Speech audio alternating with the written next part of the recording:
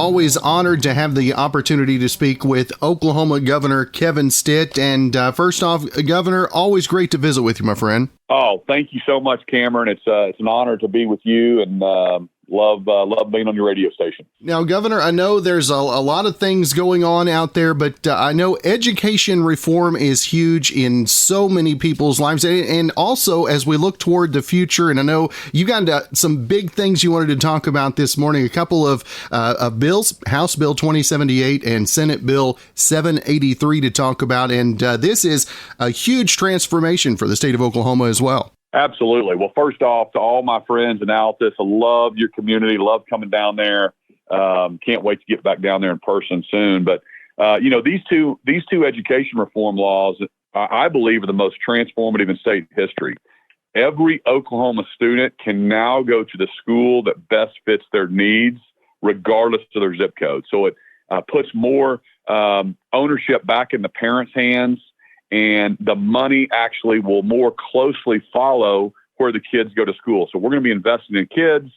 These are make sense reforms that most people thought were already taking place. And so we're excited to get these across the finish line. It's going to help future generations, especially rural Oklahoma. And I know you mentioned rural Oklahoma there as well. And I know one of the big questions was how this might hurt rural schools. And I wanted to give you a chance to talk to that as well. Yeah, I appreciate that. The new funding formula will actually help rural schools because we are funding students more directly. It'll increase per pupil funding by $200.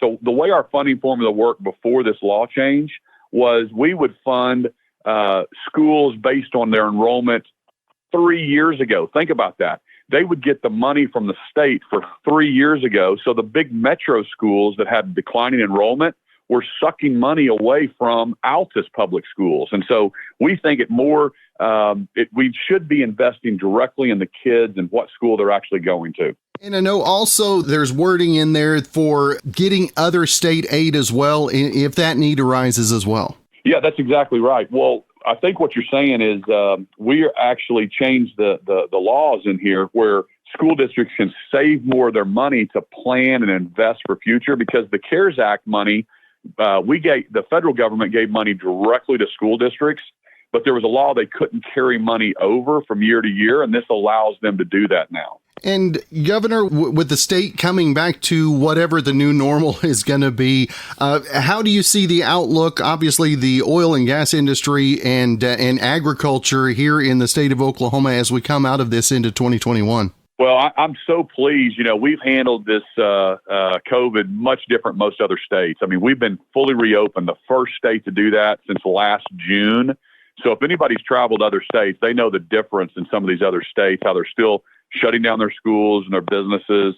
Because of that, Oklahoma now has a $1.6 billion surplus, just so different than other states. Our unemployment is low. So I feel really good. Oil prices are coming back up. So there'll be more drilling activity. But I'm focused on diversifying our economy and really pleased with where we sit compared to other states right now. And Governor, you mentioned about reopening, and for you, most of the time that you've spent in office has been a lot of turmoil going on. I mean, I don't know what you would expect whenever we get to normal anyway, would you, sir? Man, when you run for governor and you get elected, you had no idea what COVID was, but it's an honor, and I hope Oklahomans are pleased with me. They know that I'm fighting for them every single day and focusing on what's best for all 4 million Oklahomans, not special interest groups, not big industries. I'm focused on the taxpayer, protecting Oklahomans, protecting our kids, giving parents more choice and more say in their kids' education. And that's what Oklahomans want. I mean, during this COVID, it showed you that there's not a one size fits all, especially to educating our kids. And so I'm going to keep investing in our kids' education. And what do you take the most pride in as so far in your term in office? One thing is just the new momentum and optimism that we can be a top 10 state. I've traveled, and I was in the private sector, and in my company, we did business in 40 other states. And I just knew that my state wasn't performing like it should when I ran for office. The reason I decided to run. And we should be a top 10 state. There's no other state that's better than Oklahoma. This is the best place to raise a family, to educate our young people, to grow a business, to have great quality of life. Altus is a great example of that. I love that community and the Air Force Base there, the great things that you guys have going on in Southwest Oklahoma. And so I just want the world to know about it. So that's what I've been promising people. I'm going to take Oklahoma to the world and bring the world back to Oklahoma. And working for and with Oklahomans, how much pride do you take whenever you're able to showcase our state to governors from other states as well? Oh, it's fantastic. I mean, back to our surplus, we have a $1.6 billion surplus right now. My governor colleagues in other states, they're just like, dadgum, we're sucking wind here. New York, for example, has a $10 billion deficit. And I'm telling them, well, hey, you were faced with the same decisions we were last year, but you decided to keep your economy shut down and tell what businesses could open. And so it's kind of funny. I'm going to give the Economic Developer of the Year award in Oklahoma to Governor Gavin Newsom of California.